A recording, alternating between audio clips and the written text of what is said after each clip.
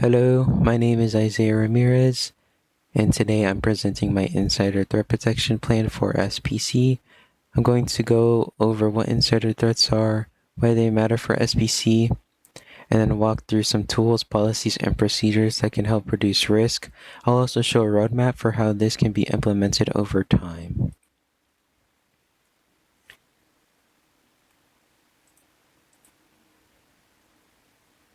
So first, what is IT sabotage?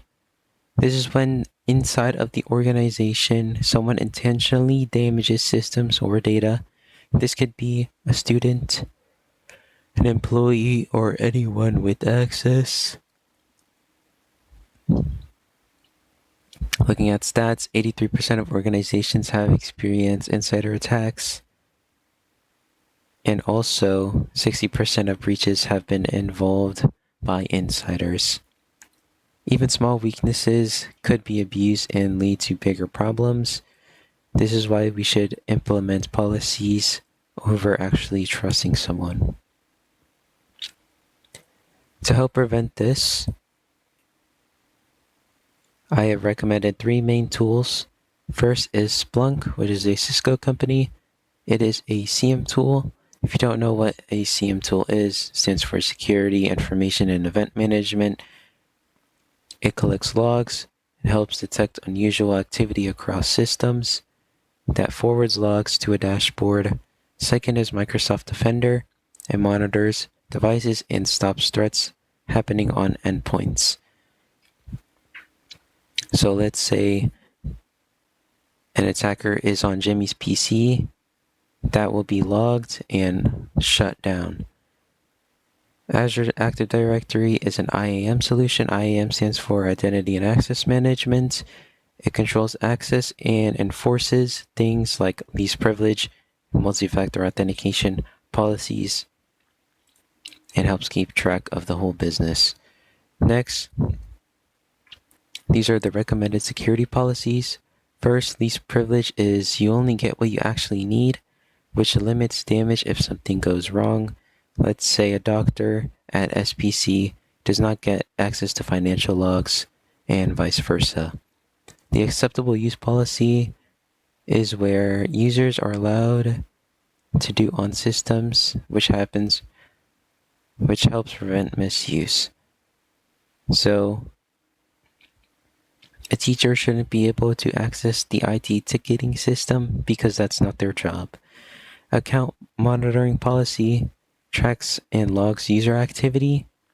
This is where if there is password violations or any suspicious activity like privilege escalation, it can be shut down as quickly as possible. Now we have our recommended procedures. These are the actual actions to be taken. Instead of theory, this is what we are going to implement for each team. So first, user access reviews. Make sure people still need the access that they have. If we have messed up on least privilege, then we go over their user permissions and see what is needed and what should be blocked for that specific employee. This should be done every semester or every time they are onboarded. Incident response procedure. This should happen immediately after detection. We should not let attackers be in our systems for as long as possible. We should mitigate that attack as soon as possible. This is for the security and IT staff. And the deactivation process disables inactive accounts. This helps with offboarding to make sure attackers do not get access to these accounts that are being unused and limits the attack surface.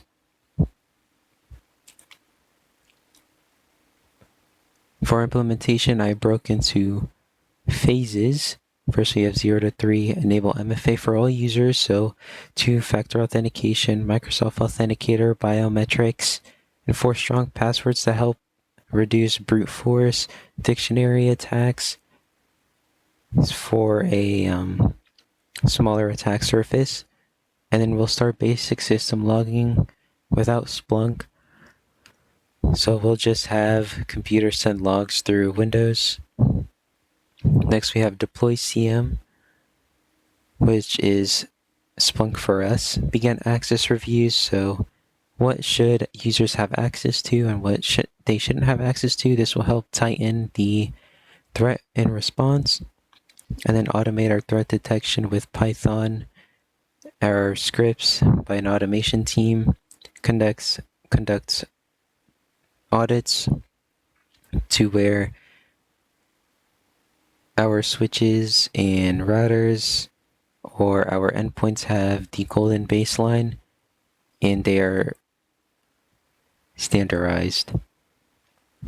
Okay, to summarize, the three biggest recommendations are enforcing least privilege, develop monitoring tools, and conducting regular audits. For next steps, SPC should assess current gaps, approve a phase plan, and train staff on security awareness. I feel like learning about phishing will help it dramatically. The most threats happen because of humans, such as like piggybacking, which is where people let through other people through doors. Phishing, people click on random emails and links. These all should be taught to each employee and should be